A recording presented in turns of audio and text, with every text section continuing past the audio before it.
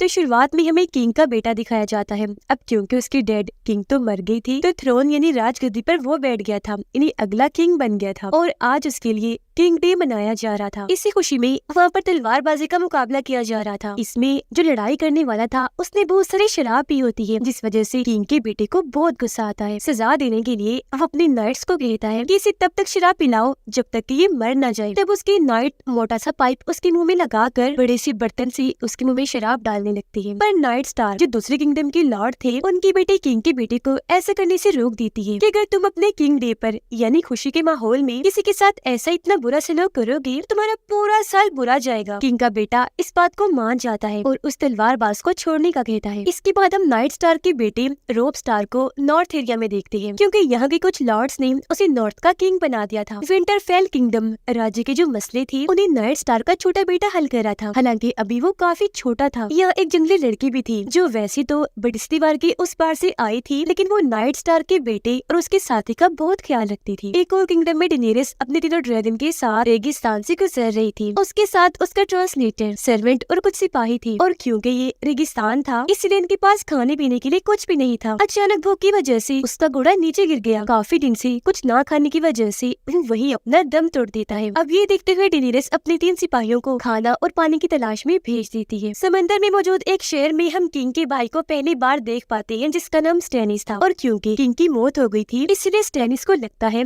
कि राजगद्दी का असली हकदार मैं हूँ, न कि किंग का बेटा। यहाँ उनके साथ एक काफी ताकतवर जादूगरनी भी बैठी हुई थी। यहाँ स्टैनिस एक खत लिख पाते हैं जिसमें वो कहते हैं कि किंग की वाइफ का अपने भाई जेमी के साथ जो ताल्लुक है मुझे उसका पता है, और उनकी जो नाजायज बच्ची है मैं उनके बारे में भी सब जानता हूँ। और अब थ्रोन यानी राजगद्दी तख्त का असली हकदार मैं हूँ। यहाँ स्टैनिस के साथ उनकी राइट हैंड भी बैठे हुए थे, यानी जो उनकी खास आदमी थे। यहाँ हम साफ साफ देख लेते हैं कि वो जादूगरनी कितनी ताकतवर है। वो जहर से भरी एक शराब पी लेती है पर उसे जरा सा भी कुछ नहीं होता, एकदम वो बिल्कुल ठीक रहती है। अब रोब का टेंट दिखाया गया जहाँ हमें पता चला कि रोब ने जेमी के खानदान के खिलाफ बहुत सारी लड़ाइयाँ जीती थी और अब उसके पास भी किंग के भाई स्टैनिस का खत पहुँच जाता है। और यहाँ उसे ये बात भी पता चल जाती है कि किंग का जो बेटा है वो किंग का नहीं बल्कि जेमी का है, जिसका मतलब कि किंग की वाइफ ने अपने भाई के बेटे को ही पैदा किया। और क्योंकि जेमी को रोब ने पकड़ लिया था इसीलिए वो किंग की वाइफ को एक खत लिखता है कि मैं जेमी को छोड़ दूंगा, पर बदले में तुम्हें मेरी 3 शर्तें माननी होगी। पहली शर्त ये है कि तुम्हें मेरी दोनों बहनों को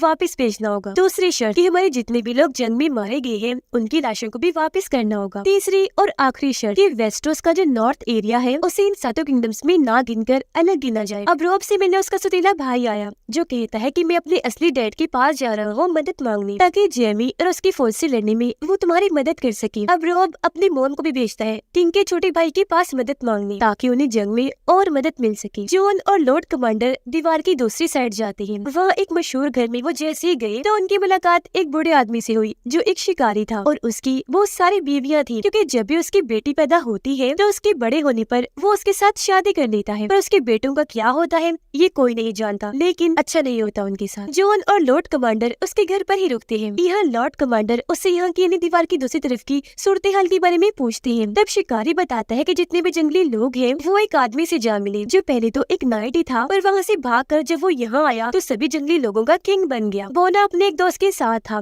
क्योंकि दोनों एक दूसरे को प्यार करने लगे थे। अब लड़की को कोई नुकसान ना पहुँचे इसलिए बोना उसे सबसे छुपाकर कैपिटल शहर में ले आया था, यानी किंगडम्स के सबसे बड़े शहर में। किंग की वाइफ यानी जेमी की बहन अपने किंगडम के लॉर्ड से मिली और उससे नाइट स्टार की छोटी बेटी के बारे में पूछती है कि वो कहाँ है, क्योंकि वो इनकी कैद से भाग गई थी। बातों में किंग की वाइफ को पता चल गया था कि ये लॉर्ड मेरे और मेरे भाई जेमी की गलत ताल्लुकात के बारे में जान चुका है, इसीलिए वो अपने सिपाहियों को हुक्म देकर पहले उसे पकड़वाती है, फिर उसके गर्दन पर तलवार रखवाकर उसे धमकाकर छोड़ देती है। किंगडम में किंग का बेटा जो अब किंग बन गया था वो किंग के सारे सौतेले बच्चों को एक एक करके मार रहा था। सिर्फ एक ही सौतेला बच्चा बचा था जो अपनी जान बचाकर वहाँ से भाग गया था। किंग के उस बेटे के साथ नाइट स्टार की छोटी बेटी भी थी, क्योंकि वो दीवार के पास जा रहा था नाइट बनने के लिए, और रास्ते में वो नाइट स्टार की बेटी को उसके किंगडम विंटरफेल में सही सलामत उतार देगा। बच्ची जैसे एक जगह पर उतरी तो उसकी मुलाकात एक बहादुर वॉरियर से हो जाती है जो इस वक्त पिंजरे में बंद था। किंग की वाइफ के पास रॉब का खत आ ही गया था, पर वो उसकी तीनों शर्तों को मानने से इनकार करके खत को ही फाड़ देती है। उन्हें यहाँ दीवार की तरफ से आया हुआ लॉर्ड कमांडर का खत भी मिलता है। इसमें उन्होंने बताया था कि लाशें अचानक जिंदा हो रही हैं और उनमें से एक लाश ने मुझ पर हमला किया, पर किंग की वाइफ इस बात पर भी यकीन ना करके मजाक में टाल देती है। रेगिस्तान में डेनेरिस जब लेटी थी तो उसके पास एक घोड़ा आया जिसके ऊपर कपड़े का बैग पड़ा हुआ था। उसे जैसे ही चेक किया गया तो उसमें से एक इंसान का कटा हुआ सर निकलता है और ये उन्हीं सिपाहियों में से एक का था जिन्हें डेनेरिस ने खाना पानी ढूंढने के लिए भेजा था। रोब का सुरीला भाई भी अपने डैड के पास आइलैंड पहुंच गया था। वो उनसे शिप मांगता है ताकि वो रोब के साथ मिलकर कैपिटल शहर पर हमला कर सके। स्टेनिस का राइट हैंड भी एक समुद्री लुटेरे से आकर मदद मांगता है ताकि वो इन्हें शिप दे तो स्टेनिस कैपिटल शहर पर हमला कर सके। दरअसल की राइट हैंड पहले एक नशा बेचने वाला हुआ करता था और उसने एक जंग में स्टेनिस की मदद की, जिस बात से स्टेनिस को खुशी हुई। पर जब उन्हें पता चला कि वो नशा बेचता है तो सजा के तौर पर उन्होंने उसकी 2 उंगलियां काट दी। फिर और कोई बड़ी सजा ना देकर माफ कर दिया और अपना राइट हैंड बना लिया। उधर दीवार की उस पर शिकारी आधी रात को अपना बच्चा कहीं ले जा रहा था, पर तभी उसे जॉन देख लेता है। वो शिकारी का पीछा करना शुरू कर देता है। देखता है कि शिकारी अपने बच्चे को जंगल में छोड़ के चला गया है। उसके जाने के बाद वहाँ ज़ॉम्बी डीमन आकर बच्चे को उठाकर ले जाता है। ये देखकर जॉन अभी हैरान हो ही रहा था कि बच्चों के साथ इतना बुरा सलूक किया जाता है कि तभी शिकारी जॉन को देख चुका था। वो अपने हथियार से उसके सिर पर वार करके उसे बेहोश कर देता है। फिर वो उसे मार मार कर लॉर्ड कमांडर के सामने लाकर फेंक देता है क्योंकि अब उसका पोल खुल चुका था। उसे इतना गुस्सा आया हुआ था कि वो उन सबको वहाँ से जाने का कहता है, ये कहकर कि मैंने तुम्हें यहाँ पनाह दी पर तुम मुझ पर ही नजर बना के बैठे हुए हो। सब नॉर्मल होने के बाद जॉन लॉर्ड कमांडर से पूछता है कि आपको ये सब पहले से ही पता था, मैं जान गया हूँ, तो आपने मुझे पहले क्यों नहीं बताया। जिस पर लॉर्ड कमांडर जवाब देते हैं कि हाँ बेशक मैं सब जानता था पर चुप इसलिए था क्योंकि इस शिकारी ने हमें अपने घर में जगह दी थी तो मुझे अपना मुंह बंद करना पड़ा। जिसके बाद अगली सुबह ये वहाँ से चले जाते हैं। रॉब की मॉम भी किंग के छोटे भाई के पास आ गई थी मदद मांगने। यहाँ उनकी मुलाकात एक नाइट लड़की से हुई। बेशक वो एक लड़की थी और बहुत बहादुर थी, इसलिए किंग का भाई उसे अपनी गार्ड बना लेता है। रॉब के सतीले भाई की डैड विंटरफेल पर हमला करने का प्लान बना रहे होते हैं, जो बात रॉब के सतीले भाई को पसंद नहीं आती क्योंकि वो वहाँ नाइट स्टार और अपने सतीले बहन भाइयों के साथ रहता है, इसीलिए वो अपने डैड को मना करता है। जिस पर उसकी बहन उस पर गुस्सा होकर हमला करने के लिए मनाती है, जिस पर मजबूरन उसे इनकी बात माननी ही पड़ती है। अब जेमी और किंग के बेटे की आर्मी इन्हें दुश्मन की फौज किंग के आखिरी बचे सतीले बेटे को ढूंढने के लिए उनके कैंप पर हमला कर देती है। वो लोग वहाँ तलवारबाजी करना शुरू कर देते हैं। बहुत सारे लोगों को मार गिराते हैं, जिनमें नाइट स्टार के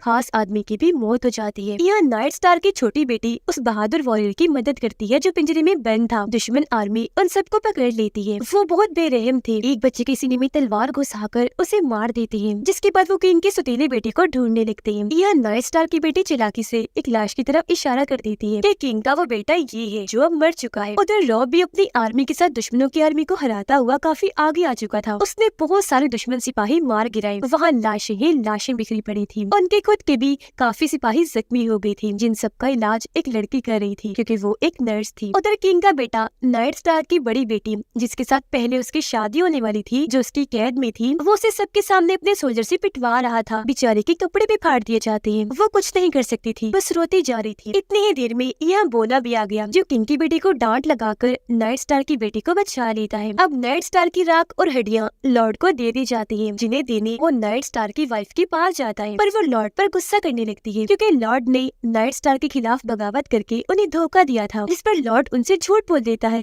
कि मैंने ऐसा कुछ नहीं किया, मेरी बात का यकीन करो, ये सब अफवाहें हैं और सच तो ये है कि मैं आज भी तुमसे प्यार करता हूँ और क्योंकि तुम्हारा हस्बैंड नाइट स्टार तो मर गया है इसलिए अब हम शादी कर लेंगे। जिस पर वो और भड़क गई, तलवार दिखाकर उसे वहाँ से धमकाकर भगा देती है। डेनेरिस के पास उसके 2 बचे हुए सिपाही आते हैं, जिनको भी उसने खाना पानी की तलाश में भेजा था, जो डेनेरिस को यहाँ के सबसे अमीर शहर के बारे में बताते हैं, जो सुनकर वो फौरन वहाँ के लिए निकल जाती है। अब दुश्मन सिपाही नाइट स्टार की बेटी और किंग के आखिरी सौतेले बेटे जिसे उन्होंने पकड़ लिया था और एक बच्चे को अपने साथ अपने ठिकाने पर ले आते हैं, जहाँ का लीडर एक जले हुए सोल्जर का भाई था जो शुरू से ही जालिम था। वो मासूम लोगों पर बहुत जुल्म किया करता था। तभी यहाँ जेमी की डैड आई, जो कुछ दिन यही रहने का फैसला करते हैं ताकि वो रॉब से लड़ने की तैयारी कर सके। यहाँ वो जैसे नाइट स्टार की बेटी को देखते हैं तो समझ जाते हैं कि ये एक लड़की है, जिस बात से वो काफी मुतासिर हुए क्योंकि वो काफी बहादुर और तलवारबाज थी, तो इसीलिए वो उसे अपने लिए खाने पीने का ध्यान रखने के काम पर रख लेते हैं। डेनेरिस भी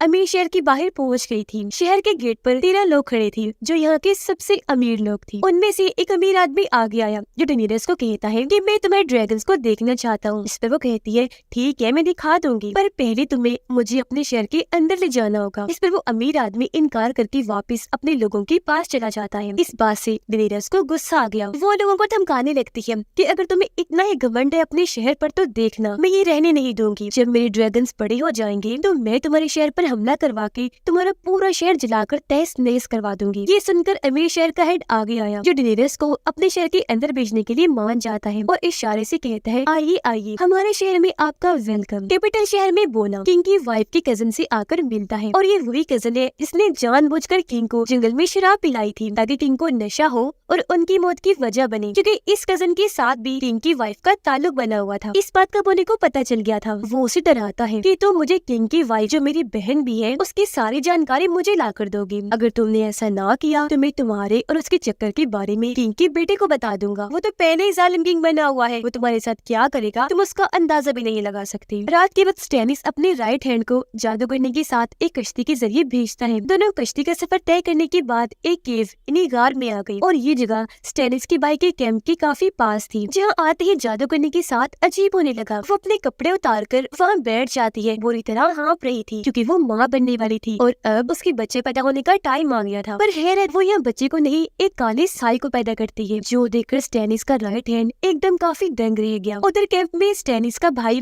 और नाइट स्टार की वाइफ आपस में बात कर रही थी। यहाँ स्टैनिस की बाइक के साथ उसके गार्ड भी थी कि तभी यहाँ वो एक काला साया एक इंसान के शेप में आ जाता है, जो एक काले साई का ही चाकू बनाकर उसे स्टैनिस की बाइक के सीने में घुसा देता है, जिससे वो इतना तड़पा कि वही उसकी मौत हो गई। ये देखकर उसके गार्ड और नाइट स्टार की वाइफ इतना डर गई कि चिल्लाने लगती है। आवाज सुनकर वह बहुत सारे गार्ड्स आ गए, पर क्योंकि तब तक वो साया वहाँ से जा चुका था इसलिए गार्ड्स को लग रहा था कि इस फीमेल गार्ड ने उसे मारा है, तो वो उस पर हमला कर देती है। लेकिन फीमेल गार्ड बड़ी बहादुरी से उनसे लड़ी। एक गार्ड की वो कंधे पर हमला करती है, एक के सीने में तलवार घुसा देती है और एक के सीधा सिर में तलवार दे मारती है, जिसके बाद वो काफी रोने लगी। उसकी ऐसी हालत देखकर नाइट स्टार की वाइफ उसे लेकर वहाँ से भाग जाती है। अब क्योंकि वो मर चुका था तो मतलब स्टैनिस उन पर कभी भी हमला कर सकता था, इसीलिए बाकी बचे लोग भी वहाँ से भाग जाते हैं। किंग की वाइफ का कजन बोने से आकर मिलता है ताकि उसे किंग की वाइफ के बारे में जानकारी दे सके। वो बताता है कि किंग की वाइफ एक खतरनाक तेज लिक्विड बनवा रही है, जो तेजाब की तरह इतना तेज है कि वो किसी भी चीज को आसानी जला सकता है, और ये लिक्विड जंग में इस्तेमाल किया जाता था। फिर वो बोने को एक आदमी के पास लेकर जाता है, जो किंग की वाइफ के कहने पर वो लिक्विड बना रहा था। वहाँ उस आदमी ने बहुत सारा लिक्विड बना भी दिया था, जिसे मटकों में भरकर रखा हुआ था। असल में वो ऐसा इसलिए करवा रही थी ताकि इस लिक्विड को जंग में वो स्टैनिस के खिलाफ इस्तेमाल कर सके। अब स्टैनिस का राइट हैंड वापस आकर स्टैनिस को जादू करने की सारी बात बता देता है कि उसने कैसे एक काले साई को जन्म दिया, जिसने जाकर स्टैनिस के भाई को मार दिया। पर इस बात से उसे कोई फर्क नहीं पड़ रहा था, क्योंकि वो यही अपने भाई को मरवाना चाहता था, जो काम हो भी गया। जिसका मतलब कि इसने जानबूझ के जादूगरनी को उस केव में भेजा और उस काले साई की मदद से अपने भाई को मरवा दिया। उधर रोग का सुतीला भाई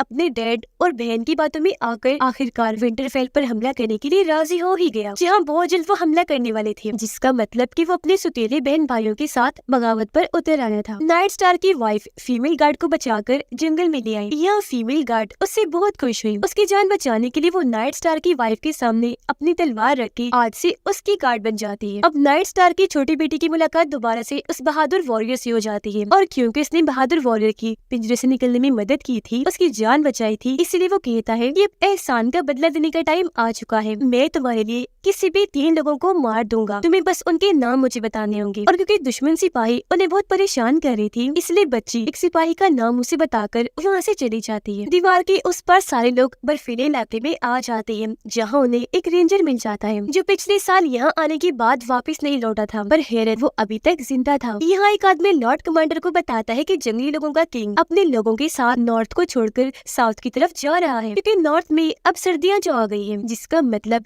कि अब यहाँ ज़ॉम्बी डेमन्स की आने का खतरा है, और जंगली लोगों के किंग के यहाँ से जाने की भी यही वजह है। जिस सुनकर लॉर्ड कमांडर उस किंग को मारने का हुक्म दे देते हैं। अमीर शहर जहाँ डेनेरियस रह रही थी, वहाँ वो अपने ड्रैगन्स को गोश्त को रोस्ट करने का तरीका सिखा देती है, क्योंकि जब भी वो बोलती थी डेनेरियस, वो अपने मुंह से आग उगलती थी, जो किसी भी चीज को पका दिया करती थी। अब अमीर शहर में डेनेरियस के आने की खुशी में यहाँ का हेड पार्टी रखता है, जिस पार्टी में डेनेरियस की मुलाकात यहाँ के जादूगर से भी हुई, जो काफी अजीब सा था। इसके बाद हेड उसे अपनी तिजोरी दिखाने लेकर गया। वो डेनेरियस को बताता है कि इसमें मेरा बहुत सारा सोना है, इतना सोना कि तुम इसे बेचकर अपने लिए ढेर सारे शिप्स खरीद सकती हो और कैपिटल शहर पर हमला कर सकती हो। पर हाँ, ये सोना पाने के लिए तुम्हें मुझसे शादी करनी होगी, बोलो मंजूर है तुम्हें। इस पर डेनेरिस उसे गौर से देखती है पर बिना कोई जवाब दिए वहाँ से चली जाती है। वो इस बारे में आकर अपने साथी से पूछती है जो उसे शादी करने से साफ साफ मना कर देता है। अब नाइट स्टार की छोटी बेटी के कहने के मुताबिक बहादुर वॉरियर ने दुश्मन के उस सिपाही को मार दिया था और रोब का सतीला भाई जो बगावत पर उतर आया था उसने विंटरफेल पर हमला करके यहाँ कब्जा कर लिया था। जिसके बाद वो अपने सतीले भाई ने नाइट स्टार के छोटे बेटे के पास जाता है और उसे हार मानने के लिए कहता है और क्योंकि वो बच्चा था इसलिए अपने लोगों के सामने हार मान ही लेता है। सतीले भाई को देखकर सब उसे गद्दार कहते हैं क्योंकि बचपन से नाइट स्टार ने उसे अपने बच्चों की तरह पाला था और आज इसने उनके किंगडम पर हमला कर दिया, जिस बात से वो चिढ़ गया और वहाँ के हेड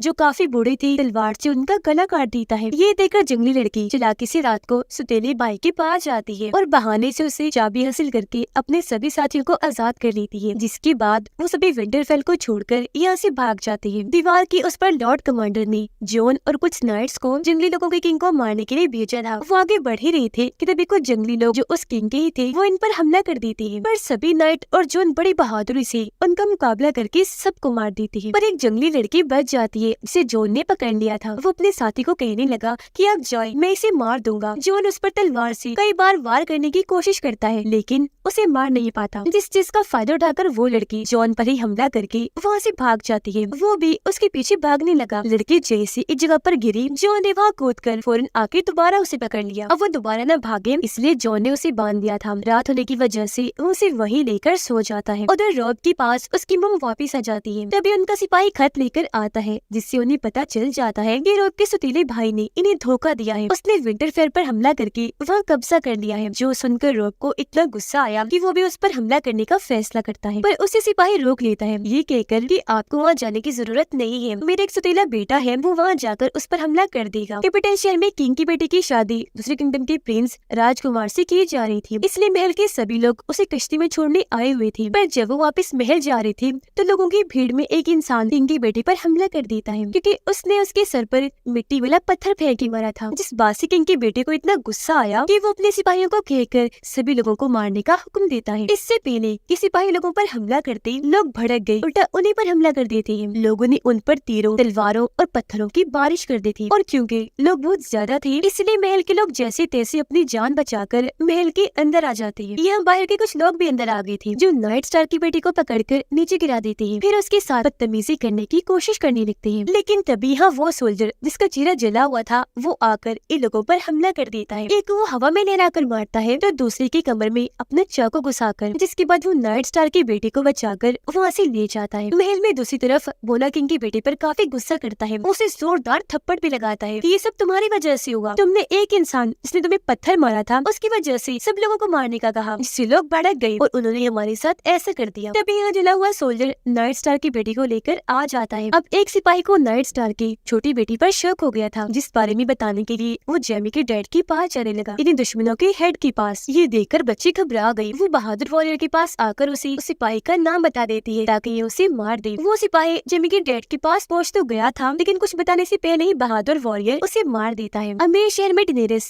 ये देखकर काफी परेशान रह जाती है कि किसी ने उसके बहुत सारे लोगों को मारकर उसके ड्रैगन्स को भी चुरा लिया है। अब जहाँ जेमी को कैद किया हुआ था वहाँ रोब एक लड़के को भी रखता है, जिस चीज का फायदा उठाकर जेमी उस लड़के के पास आया और उस पर हमला करके पहले उसे नीचे गिराता है, फिर बहुत बार उसे पीटकर जान से मार देता है। ये हलचल देखकर एक गार्ड पिंजरे को खोलकर अंदर आया, तब जेमी उस पर भी हमला करके वहाँ से भाग जाता है। अब हमें पता चला कि अमीर शहर का हेड वहाँ के जादूगर से मिला हुआ है और उन दोनों ने ही मिलकर डेनेरिस के ड्रैगन्स को चोरी करवाया है। अब जादूगर डेनेरिस के सामने अपने बहुत सारे रूप बनाकर इस शहर के तकरीबन सभी अमीर लोगों को मार देता है। वो एक एक करके सबके गले काट देता है, जिससे मौके पर ही उनकी मौत हो जाती है। यह वो डेनेरिस को उस अजीब जगह के बारे में भी बता देता है जहाँ उसके ड्रैगन को रखा गया था, पर वहाँ डेनेरिस को अकेले ही जाकर अपने ड्रैगन्स को लाना होगा। अगली सुबह जॉन और जंगली लड़की की आँख खुल जाती है और क्योंकि जॉन ने उसे बांधा हुआ था इसलिए रस्सी के सहारे वो उसे वहाँ से ले जाने लगता है। लेकिन तभी वो लड़की अपनी रस्सी ढीली करके उस पर टांग मार के जॉन पर हमला करती है और वहाँ से भाग जाती है। थोड़ी देर बाद वो अपने सभी साथियों को वहाँ लेकर आई जो चारों तरफ से जॉन को घेर लेती है। जेमी जो कैसे भाग गया था उसे दोबारा से सिपाही पकड़ लेती है और कैंप में उसे फिर से ले जाया जाता है। विंटरफेल में रोब का सतीला भाई यह रोब के दोनों छोटे बहन भाइयों को ढूंढ रहा था, पर काफी ढूंढने के बाद भी जब वो उसे नहीं मिलते तो वहाँ के तो बच्चों को मारकर उन्हें जला देता है और उनकी लाशों को वह रस्सी के सहारे लटका दिया जाता है ताकि लोगों को लगे कि उसने रोब के दोनों बहन भाइयों सिपाहियों को मार दिया। अब जब इस सौतेले भाई की बहन यहाँ आई तो बच्चों की लाशों को देखकर उसे भी ऐसे ही लगता है, इसीलिए वो अपने भाई को जल्दी से यहाँ से चलने का कहती है, क्योंकि वो उसे ले जाने ही आई थी। वजह यही थी कि इन बच्चों के मरने की वजह से अब कभी भी यहाँ विंटरफेल में हमला हो सकता था, पर वो विंटरफेल को छोड़ के जाना नहीं चाहता था। दीवार के उस पर जंगली लोगों ने जॉन को पकड़ लिया था, जिसे लेकर वो जंगली इंसान हड्डियों के लॉर्ड के पास आती है, क्योंकि उसने अपने पूरे जिस्म को हड्डियों से कवर्ड किया हुआ था। वो जॉन को देखते ही उसे मारने का हुक्म देता है, पर वो लड़की जिसे जॉन ने पकड़ा हुआ था वो उन्हें मना करके उसकी जान बचा लेती है। यहाँ उसे अपना एक सिपाही भी मिलता है जिन्हें भी जंगली लोगों ने पकड़ लिया था। वो बताती है कि इन बुरे लोगों ने हमारे सब लोगों को मार दिया है। उधर जेमी की डैड इन दुश्मनों की हेड रॉब पर हमला करने के लिए निकल जाती है। इस वजह से नाइट स्टार की छोटी बेटी परेशान हो गई और वो दोबारा से उस बहादुर वॉरियर को ढूंढने लगती है ताकि उसे जेमी के डैड का नाम बता सके और वो उसे मार दे, पर वो उसे नहीं मिलता। कैपिटल शहर में बोना भी अपने साथियों के साथ मिलकर जंग की तैयारी कर रहा था, क्योंकि स्टेनिस उन पर कभी भी हमला कर सकता था। स्टेनिस तो जंग के लिए पूरा तैयार था। वो अपने बहुत सारी शिप्स लेकर कैपिटल शहर की तरफ निकल जाता है। उधर नाइट स्टार की बेटी को बहादुर वॉरियर मिल तो गया था, पर वो काफी लेट हो गई थी क्योंकि जेमी के डैड वहाँ से जा चुके थे, तो इसीलिए वो बहादुर वॉरियर से जिद करके वहाँ से उसे ले जाती है। रात के वक्त बहादुर वॉरियर दुश्मन के सभी सिपाहियों को मौत की नींद सुला देता है, जिसके बाद वो सब यहाँ से भाग जाती है। अब नाइट स्टार की वाइफ ने जेमी को खुद ही दोबारा आजाद कर दिया था, क्योंकि उसे डर था कि कहीं कोई जेमी को मार ना दे, क्योंकि अगर जेमी मारा गया तो उन्हें उनकी दोनों बेटियां कभी वापस नहीं मिलेंगी। इस मकसद के लिए उन्होंने फीमेल गार्ड को भी जेमी के साथ भेजा ताकि वो उसे सही सलामत कैपिटल शहर छोड़कर आ सके। कैपिटल शहर में स्टेनिस अपनी शिप्स लेकर पहुंचने वाला था। यह सबसे आगे वाली शिप पर स्टेनिस का राइट हैंड खड़ा था, क्योंकि वो सबको लीड कर रहा था एक लीडर की तरह। थोड़ी ही देर में इनकी सारी शिप्स कैपिटल शहर के गेट पर पहुंच गई, पर इन्हें वहाँ किंग के बेटे की एक भी शिप दिखाई नहीं दे रही थी। दूसरी साइड से किंग का बेटा भी अपनी शिप के साथ गेट के पास आ गया था, जिससे स्टेनिस की सारी शिप्स साफ साफ दिखाई दे रही थी। इतनी सारी शिप्स को देखकर वो बहुत डर गया और बोने को देखने लगा कि उसे जरा भी परवाह नहीं है, ऐसे तो वो मारे जा सकते हैं, क्योंकि उनके पास शिप्स बहुत कम थी। क्योंकि वो दरअसल नहीं जानता था कि बोने का प्लान तो कुछ और ही है, तो उन्हें कुछ नहीं होगा। अब तभी स्टेनिस के राइट हैंड को अपनी तरफ एक शिप आती हुई दिखाई दी। उन्होंने जैसे अपने सिपाहियों को इस बारे में बताया, वो सारे अलर्ट होकर अपने तीर उस तरफ कर लेते हैं। फिर जैसे वो शिप इनके पास आई तो उसमें एक भी सिपाही नहीं था, बल्कि उसमें था वो खतरनाक केमिकल जो पानी में गिरा था, क्योंकि यही उस बोने का प्लान था। वो अपने सिपाही को सिग्नल देकर इशारा करता है, जिसके बाद सिपाही एक जलता हुआ तीर उस शिप में दे मारता है। वहाँ आग लग गई जो फैलती फैलती स्टेनिस के राइट हैंड की शिप की तरफ चली गई, क्योंकि सबसे आगे उनकी शिप ही थी, जिससे उनकी शिप पूरी जल गई और वहाँ बहुत बड़ा धमाका हो गया। पूरी शिप तबाह हो गई, जिससे वो राइट हैंड और उनका बेटा दूर जाके पानी में गिरते हैं। लेकिन स्टेनिस अभी भी नहीं रुकता, वो आगे बढ़ता रहता है और आखिरकार वो कैपिटल शहर के गेट पर आ ही जाता है। यह आते ही उसने भारी हमला बोल दिया। पहले तो बारिश की तरह तीर बरसाए, फिर तलवारों से भी वो उनके सिपाहियों को मारता गया। अंदर महल में सारी औरतें महफूज थीं। यहाँ किंग की वाइफ अपने बेटे को अंदर बुलाने का हुक्म देती है, क्योंकि अभी जंग स्टेनिस जीत रहा था और अगर वो जीत गया तो किंग की वाइफ को अपने बच्चों समेत जहर खा के अपनी जान देनी होगी। इस जंग में वो जला हुआ सोल्जर भी लड़ रहा था, पर उसे आग से बहुत डर लगता था, इसीलिए वो आग को देखकर घबरा जाता है, क्योंकि बचपन में उसके भाई ने उसका चेहरा आग से जला दिया था, इसीलिए वो जंग छोड़कर जाने लगा। यहाँ पर किंग का बेटा भी जंग छोड़कर चला जाता है और अब अपनी टीम को लीड करने वाला यहाँ सिर्फ बोना ही बचा था। वो अपने लोगों को इकट्ठा करके उनकी हौसला अफजाई करते हुए उन्हें स्पीच देता है, जिससे उन लोगों में हिम्मत पैदा हुई और वो अपनी अपनी तलवारों को ऊपर करके वाह वाह के नारे लगाते हैं। जिसके बाद वो फौरन बाहर आकर बड़ी हिम्मत और बहादुरी से लड़ने लगते हैं, जिस चीज की पहले उनमें कमी थी। इस जंग में बोना भी लड़ रहा था, पर तभी यहाँ एक गार्ड आकर उसके सर पर वार करके उसका चेहरा जख्मी कर देता है। इससे पहले वो बोने को जान से मारता, पीछे से बोने का साथी आकर उस गार्ड के सर में अपना रॉड घुसा देता है और उसकी वही मौत हो जाती है। वो आकर फिर बोने को बचाता है, उसे संभाल रहा था क्योंकि उसका चेहरा जख्मी हो गया था। स्टेनिस की आर्मी बहुत बड़ी थी, वो लगातार आगे बढ़ रही थी और इन पर भारी पड़ रही थी। लेकिन तभी अचानक कहीं से बहुत सारे सिपाही घोड़े पर बैठकर वहाँ आ जाते हैं। बड़ी बहादुरी से स्टेनिस की आर्मी से लड़ने लगते हैं। खुद को हारता हुआ देखकर किंग की वाइफ अपने बच्चे को जहर देने वाली थी, पर तभी यहाँ उसके डैड आकर जहर को फेंक देती है और बताने लगे कि दुख मत करो, खुशखबरी है, हम जंग जीत गए हैं। जो सुनकर वो बहुत खुश हो गई। सच में स्टेनिस की पूरी आर्मी को इन लोगों ने मार दिया था और अकेला स्टेनिस ही बचा था, जिसकी तरफ भी लोग बढ़ने लगे। तब वो अपनी जान बचाकर यहाँ से भाग जाता है। सुबह उठकर बोना देखता है कि उसे तलवार लगने की वजह से चेहरे पर कट का निशान बन गया है, जिस वजह से वो दुखी हो गया। लोग अपनी मॉम को बताता है कि मैं एक लड़की को पसंद करता हूँ और उससे शादी करना चाहता हूँ। इस पर उसकी मॉम समझाने लगी कि जब हम जंग के लिए जा रहे थे तो पुल पार करने के लिए मैंने वहाँ के हेड से एक सौदा किया था कि मैं तुम्हारी शादी उनके बेटे से करवाऊंगी, इसीलिए अब तुम्हें उससे शादी शादी करनी होगी, पर रोब उनकी बात ना मानकर अपनी पसंद की शादी कर लेता है। डेनेरिस जादूगर की बताई हुई उस जगह पर अपने ड्रैगन को वापस लेने चाहती है। वो एक सुनसान अंधेरे जैसी जगह पर आ गई थी जो पूरी जगह जादुई थी। आगे बढ़कर वो जैसी जगह पर आई तो उसे सबसे पहले जुपिटर शहर का थ्रोन तख्त दिखा, जिसके साथ ही वो जगह दीवार की दूसरी तरफ शिफ्ट हो गई। वो आगे बढ़ने पर उसे कैंप में अपना हस्बैंड दिखा